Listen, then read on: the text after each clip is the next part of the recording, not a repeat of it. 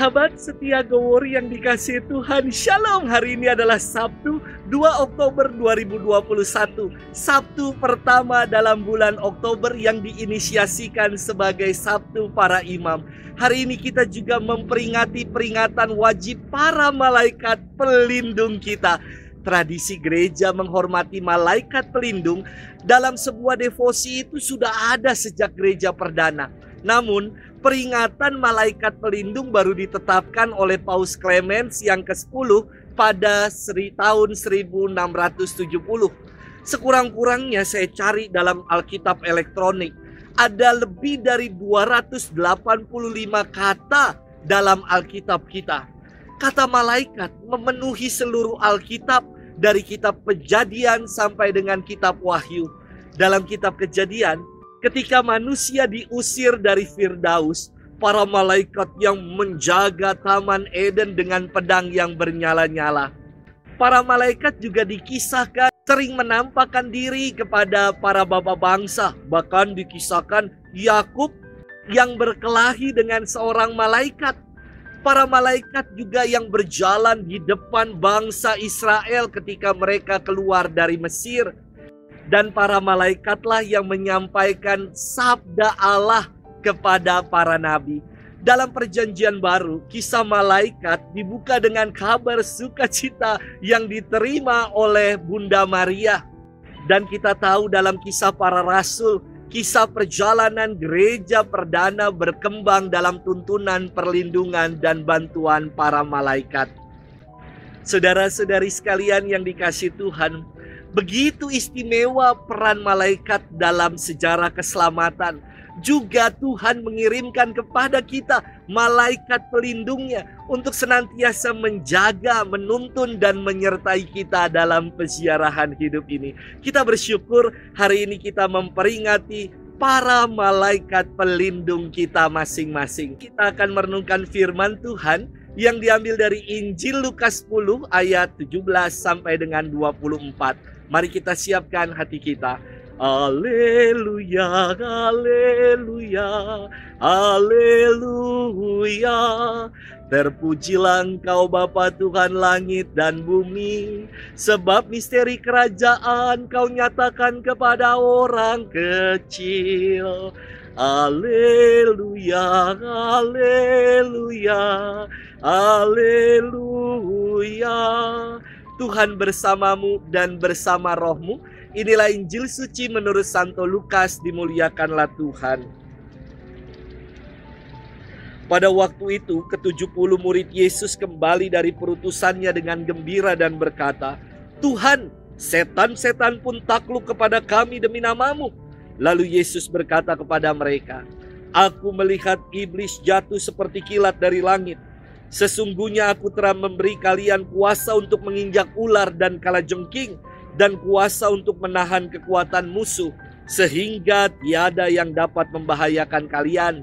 Namun demikian janganlah bersukacita karena roh-roh itu takluk kepadamu, tetapi bersukacitalah karena namamu terdaftar di surga." Pada waktu itu juga bergembiralah Yesus dalam Roh Kudus dan berkata, "Aku bersyukur kepadamu ya Bapa Tuhan langit dan bumi, karena semuanya itu Kau sembunyikan bagi orang bijak dan pandai, tetapi Kau nyatakan kepada orang kecil. Ya Bapa, itulah yang berkenan di hati-Mu.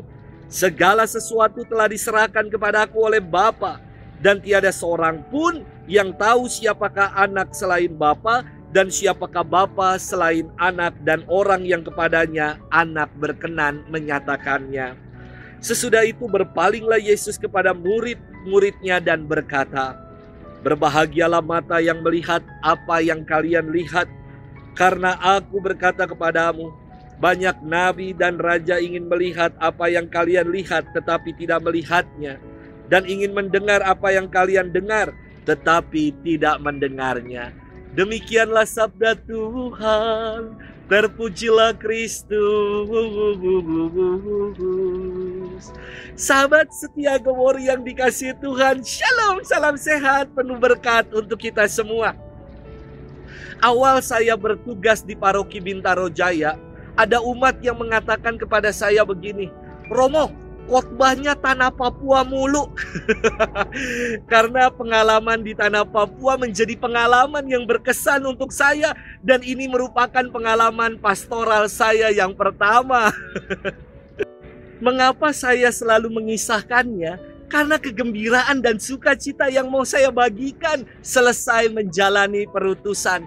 Sama halnya dengan para murid dalam firman Tuhan hari ini yang kembali dari perutusannya, mereka semua bersukacita dan menceritakan pengalaman perutusannya itu. Sahabat setia Gowori yang dikasihi Tuhan, para murid dengan penuh antusias berkata, "Juga setan-setan takluk kepada kami demi nama-Mu." Mereka bergembira dan melaporkan kisah perutusan mereka kepada Yesus. Namun Yesus berkata, "Janganlah bersukacita karena roh-roh itu takluk kepadamu, tetapi bersukacitalah karena namamu terdaftar di surga." Para murid diajak Yesus untuk sadar diri dan tetap rendah hati. Jangan sampai mereka menjadi pribadi yang pongah dan sombong karena mampu menaklukkan roh-roh jahat. Yesus menegaskan, seharusnya yang membuat para murid bersukacita adalah karena ketaatan kepada Allah. Karena mereka menunaikan perutusan sebagai pembawa kabar baik. Dan karena itu nama mereka akan terdaftar dalam kerajaan surga. Saya berbenung begini, istilah terdaftar belum tentu serta-merta pasti akan masuk. Contoh, daftar kerja, daftar sekolah. Belum tentu yang mendaftar itu selalu diterima kerja atau juga diterima di sekolah tempat ia mendaftar. Karena dibutuhkan kesesuaian antara pendaftar dengan persyaratan untuk masuk di dalamnya. Demikian juga dengan masuk ke dalam kerajaan surga. Perlu kesesuaian diri kita dengan apa yang menjadi kehendak Allah. Sahabat setia Gowori yang dikasihi Tuhan, menunaikan perutusan sebagai pembawa kabar baik, pembawa kabar sukacita, merupakan cara untuk terdaftar dalam kerajaan surga. Namun tidak cukup dengan hanya mendaftar dan menunaikan perutusan, sebab selanjutnya dibutuhkan kesesuaian hidup kita dengan apa yang menjadi kehendak Allah. Sudahkah kita memperjuangkannya?